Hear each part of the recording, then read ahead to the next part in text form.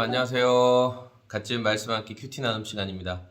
오늘 말씀은 로마서 6장 15절에서 23절까지 말씀이고요. 오늘 말씀에서 사도 바울은 우리가 하나님의 은혜 아래 있기 때문에 그러면 마음껏 죄를 지어도 상관이 없지 않냐라고 말하는 어리석은 사람들을 향해서 절대 그럴 수 없다라는 말씀을 주고 있습니다.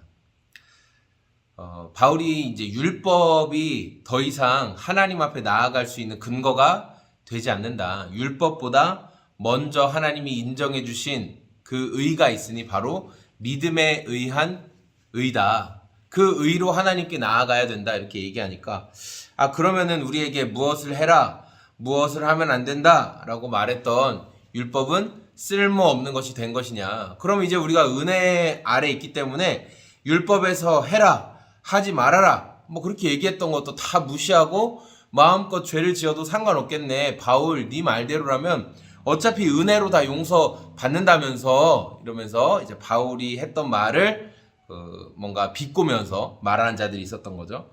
그러니까 이제 사도 바울이 오늘 15절부터 말하는 거예요. 그러면 어떻게 해야 하겠습니까?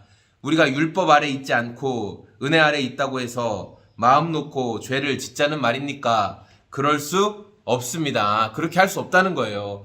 정말 은혜 아래 있는 사람은 자기 마음껏 죄를 짓고 어차피 용서받을 거니까, 어차피 하나님이 용서해 주신다니까 하면서 계속 그런 삶을 살 수 없다라고 말하고 있습니다. 왜냐하면 은혜 아래 있는 사람은 그 주인이 과거의 죄가 아니라 하나님으로 변했기 때문에 그래요. 종은 주인이 시키는 대로 합니다. 종은 주인이 주시는 마음을 따라서 살아가는 거예요. 그래서 이전에 죄 아래 살던 사람은 죄의 소욕을 따라서 죄가 원하는 방식대로 살아가지만, 이제는 은혜 아래, 하나님의 은혜 아래 속한 사람은 하나님의 소욕을 따라서, 생명의 소욕을 따라서 살아가게 됩니다. 죄 아래 살아가는 사람에게 남은 것은 사망이고, 생명이신 하나님께 속한 사람에게는 의와 영생이 허락되었다라고 분명히 말씀하고 있습니다.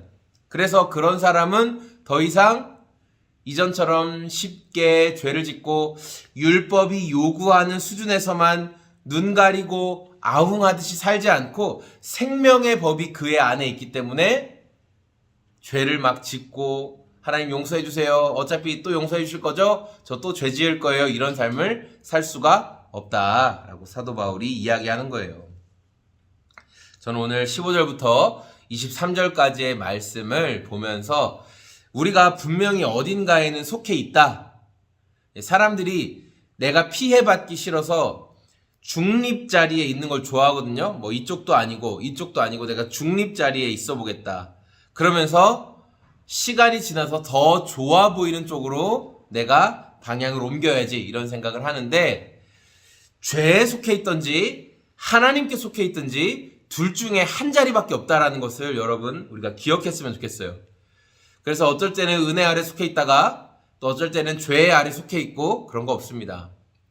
우리가 죄에 속해서 죽음으로 가든지 하나님의 의에 속해서 영생을 얻든지 둘 중에 한 가지 밖에 없다. 그래서 우리가 이것을 알고 우리의 삶을 어제 말씀에 이어서 계속해서 하나님이 기뻐하시는 의로운 무기로 우리의 인생을, 우리의 육체를 하나님께서 쓰기 좋으신 의의 무기로 계속 드리고, 또 우리가 그런 선택과 결정을 내리며 살아가기를 원합니다. 오늘 저와 여러분이 누구에게 속해 있느냐, 죄에 속해 있느냐, 하나님의 의로움에 속해 있느냐, 그것에 따라서 우리의 영원한 인생이, 영원한 삶이 결정된다는 것을 기억하시고, 오늘도 의의 열매로 우리의 삶을 하나님께 드리는 저와 여러분의 인생이 다 되시길 소망합니다. 고맙습니다. 안녕히 계세요.